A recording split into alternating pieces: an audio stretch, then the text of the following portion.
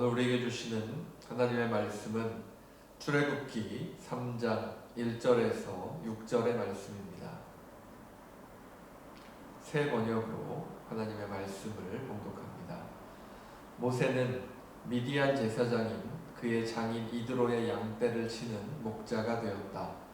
그가 양떼를 몰고 광야를 지나서 하나님의 산 호렙으로 갔을 때에 거기에서 주님의 천사가 떨기 가운데서 이는 불꽃으로 그에게 나타났다.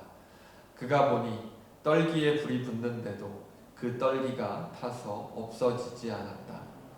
모세는 이 놀라운 광경을 좀 더 자세히 보고 어째서 그 떨기가 불에 타지 않는지를 알아보아야 하겠다고 생각하였다. 모세가 그것을 보려고 오는 것을 보시고 하나님이 떨기 가운데서 모세야, 모세야 하고 그를 부르셨다. 모세가 대답하였다. 예, 제가 여기에 있습니다. 하나님이 말씀하셨다. 이리로 가까이 오지 말아라. 내가 서 있는 곳은 거룩한 땅이니 너는 신을 벗어라. 하나님이 또 말씀하셨다. 나는 너의 조상의 하나님, 곧 아브라함의 하나님, 이삭의 하나님, 야곱의 하나님이다. 모세는 하나님을 뵙기가 두려워서 얼굴을 가렸다. 아멘.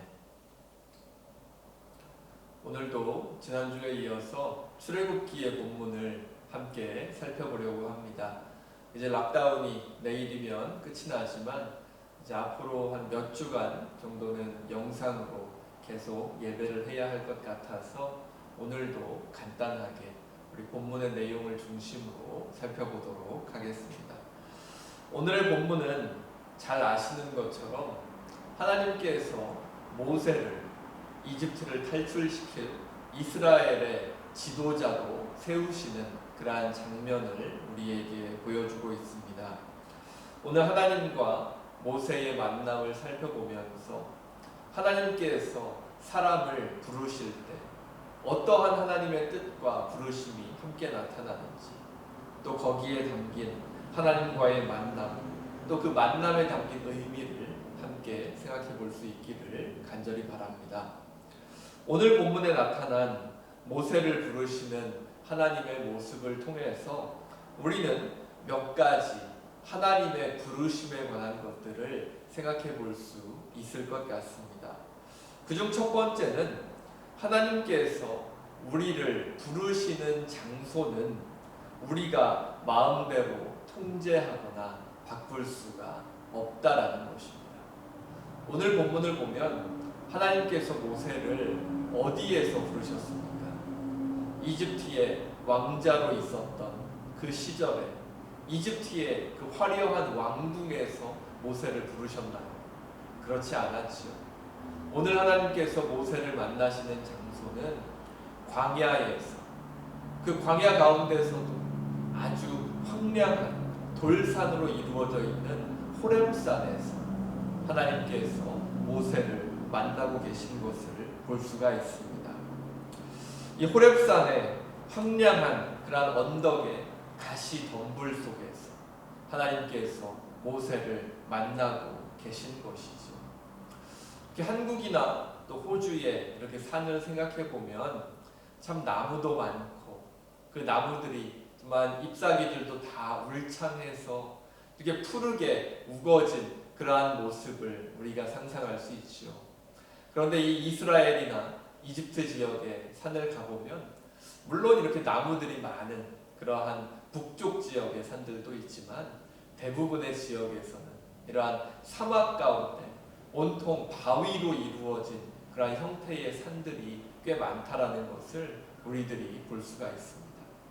하나님께서 모세를 만나신 것도 바로 그러한 장소였죠. 정말 아무것도 없는, 정말 모세의 힘으로 할 수 있는 것이 많지 않은 아주 황량한 광야에서 바위로 우뚝 솟아있는 그러한 산 위에서 하나님께서는 모세를 만나고 계신 것입니다. 이러한 황량한 장소는 우리에게 또 다른 장소를 떠올리게 합니다.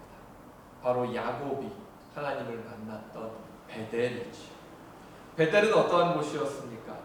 브엘세바의 황량한 벌판에서 야곱이 자기의 형을 피해서 도망가다가 돌을 베고 잠을 청하던 아주 열악한 조건 가운데 있었던 그러한 장소였습니다.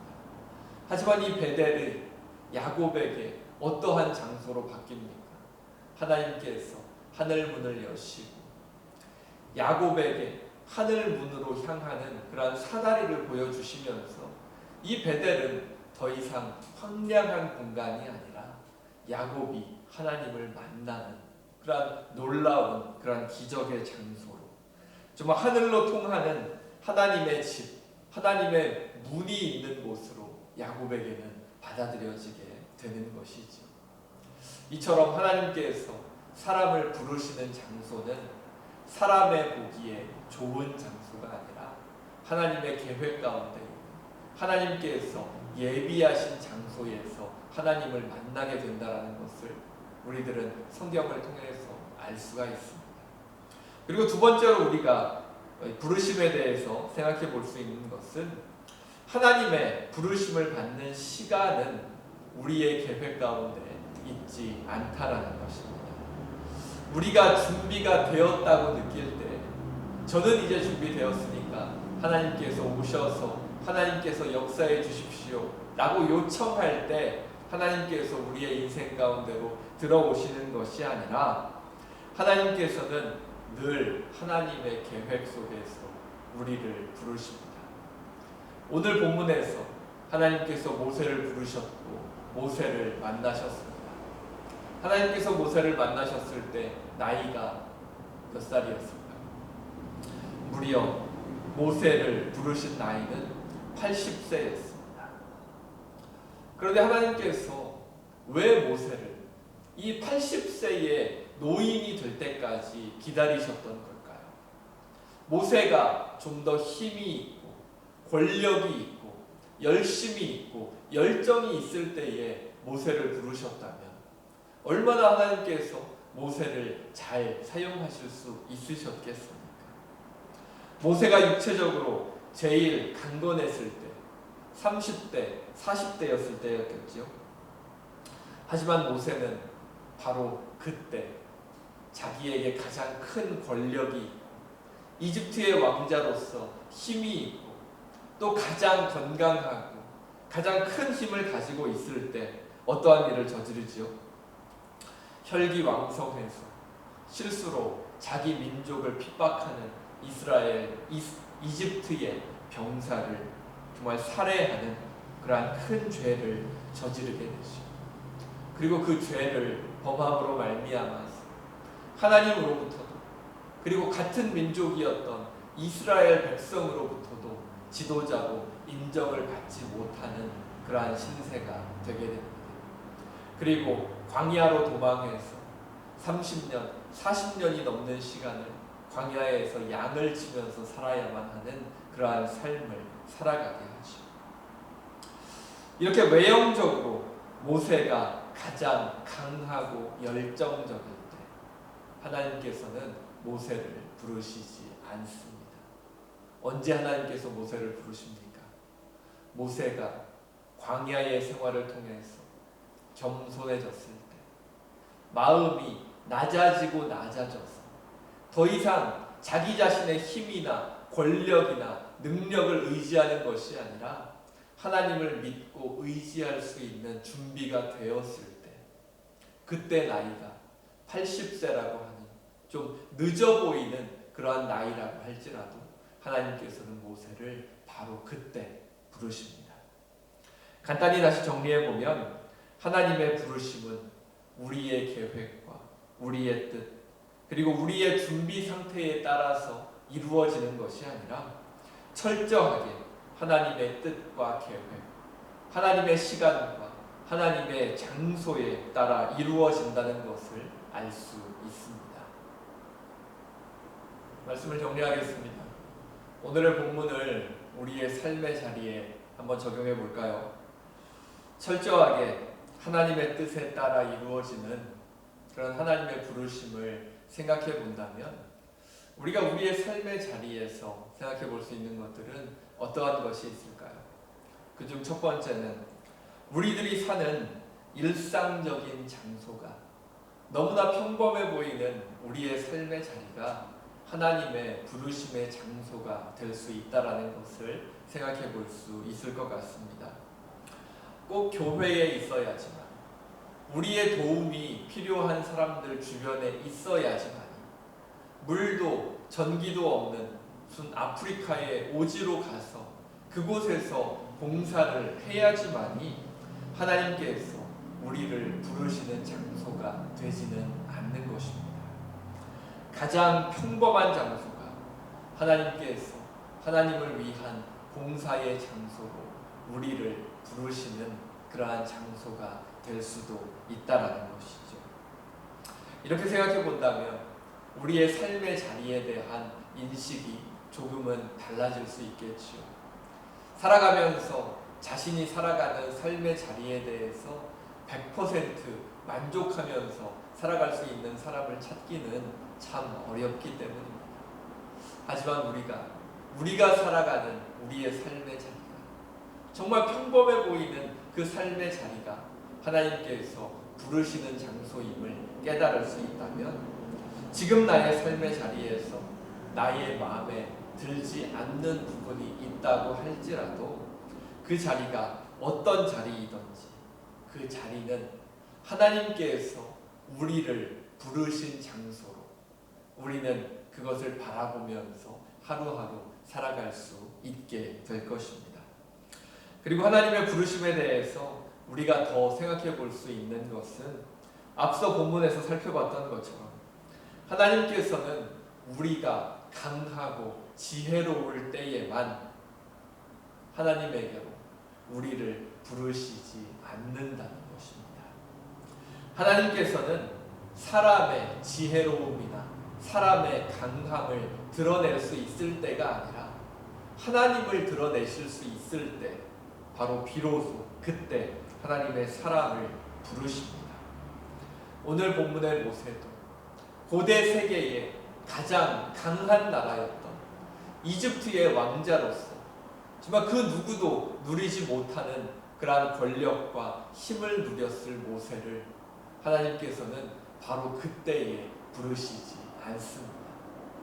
큰 죄를 짓고 광야로 쫓겨나서 낮아지고 낮아져서 더 이상 이집트의 왕자로서의 마음을 모두 다 내려놓게 되었을 때, 그 높아져 있던 그 마음이 하나님을 향해서 가장 낮아지게 되었을 때 하나님께서는 모세를 부르시고 이스라엘 백성들을 이집트에서 탈출시키는 막중한 임무를 맡은 이스라엘 백성들의 지도자로 모세를 불러주십니다. 이처럼 하나님의 부르심은 언제나 사람들의 계획과 다른 것 같습니다. 우리가 생각하는 좋은 때, 좋은 시기, 좋은 장소는 때로 우리만의 생각일 수 있습니다. 하나님께서는 우리의 생각에 따라서 움직이시는 분이 아니라 늘 하나님의 뜻에 따라서, 하나님의 계획 속에서 늘 하나님의 선한 길로 하나님의 일들을 이루어 나가시는 그러한 분이시기 때문입니다. 나의 삶의 자리와 나의 계획, 나의 마음을 하나님 앞에서 이 시간 다시 한번 돌아보시고, 나의 뜻이 아니라 하나님의 뜻이, 하나님의 계획이, 하나님의 시간이, 하나님의 장소가 나의 뜻이 아닌 하나님의 계획에 따라서 이루어지기를 간절히 바라는 그러한 마음을 담아서 기도하고 또 하나님과 함께 살아가실 수 있기를 간절히 바랍니다.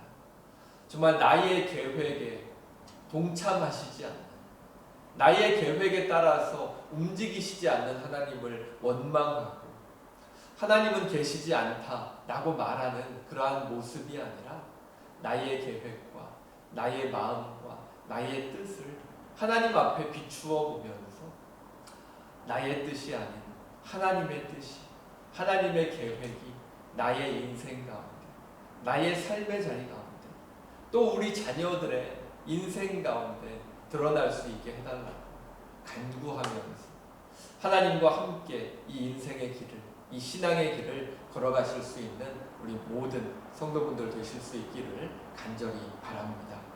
우리 고린도전서 1장 26절에서 29절의 말씀을 함께 읽으면서 말씀을 마치겠습니다. 형제자매 여러분, 여러분이 부르심을 받을 때에 그 처지가 어떠하였는지 생각하여 보십시오. 육신의 기준으로 보아서 지혜 있는 사람이 많지 않고 권력 있는 사람이 많지 않고 가문이 훌륭한 사람이 많지 않았습니다. 그런데 하나님께서는 지혜 있는 자들을 부끄럽게 하시려고 세상의 어리석인 것들을 택하셨으며 강한 것들을 부끄럽게 하시려고 세상의 약한 것들을 택하셨습니다. 하나님께서는 세상에서 비천한 것들과 멸시받는 것들을 택하셨으니 곧 잘났다고 하는 것들을 없애시려고 아무것도 아닌 것들을 택하셨습니다. 이리하여 아무도 하나님 앞에서는 자랑하지 못하게 하시려는 것입니다. 아멘. 우리 말씀을 기억하면서 함께 기도하겠습니다. 기도합니다. 사랑의 하나님, 감사합니다. 오늘도 말씀을 통해서 하나님 앞에 선 우리의 모습을 다시 돌아보게 하시니 감사합니다. 저희들의 인생을 돌아볼 때 저희들은 저희들의 계획과 저희들의 뜻을 가지고 저희들의 계획 속에 하나님께서 함께 하시지 않음에 섭섭해하고 하나님을 원망할 때도 있었음을 이 시간 고백합니다.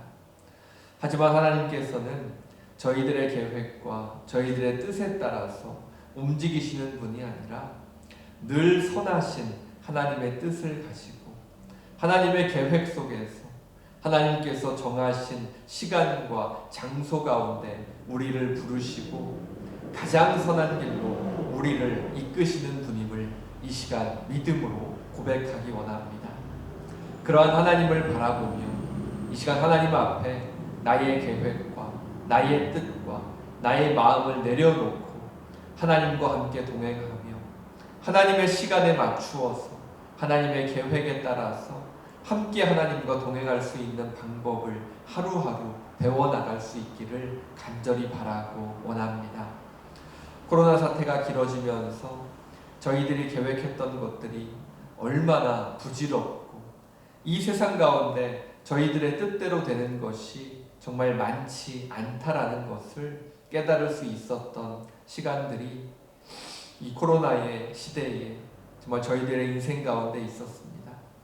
이제 기나긴 락다운의 시간을 뒤로 하고 이제 월요일부터 락다운이 풀리고 저희들 다시 예전의 일상과 비슷한 모습으로 돌아가려 합니다. 하지만 그럼에도 불구하고 여전히 많은 확진자들이 나오고 있고 그 가운데에서 저희들의 뜻은 저희들의 계획은 또 뜻대로 되지 않는 일들도 얼마든지 우리들의 인생 가운데 있을 줄로 압니다. 하지만 선하신 하나님께서는 늘 하나님의 뜻을 가지시고 하나님의 계획 가운데 우리의 인생을 이끌어 주시는 분이시니 저희들 그 하나님을 믿고 의지하고 그 하나님을 바라보며 나아갈 때 하나님께서 저희들의 인생을, 저희들의 가정을, 저희들의 자녀들을 하나님께서 인도하실 수 있는 가장 선한 길로 이끌어 주시기를 간절히 바라고 원합니다. 저희들의 마음의 중심을 보시고 저희들의 모든 생각과 저희들의 마음 가운데 있는 기도의 제목들을 아시는 하나님께서 이 시간 저희 교회에 모든 가정들 가운데 찾아와 주시고 그 모든 가정들의 상황과 환경 속에서 하나님의 계획과 하나님의 뜻이 드러날 수 있는 놀라운 은혜를 허락하여 주시옵소서.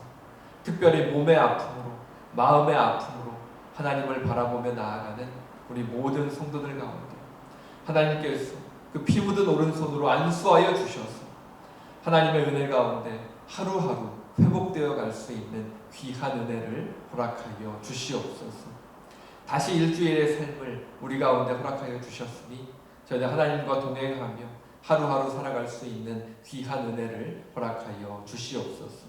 이 모든 것 우리 주 예수 그리스도의 이름으로 기도합니다. 아멘. 이제는 우리 주 예수 그리스도의 은혜와 하나님의 사랑과 성령님의 감동, 감화, 인도하심이 나의 계획과 뜻이 아닌 하나님의 뜻이 하나님께서 원하시는 시간과 장소 가운데 이루어짐을 믿으며 교회로, 가정으로, 이 세상으로 다시 나아가기 원하는 모든 성도들과 자녀들과 그 삶의 자리 가운데 지금로부터 영원토록 함께 하시기를 간절히 축원하옵나이다. 아멘.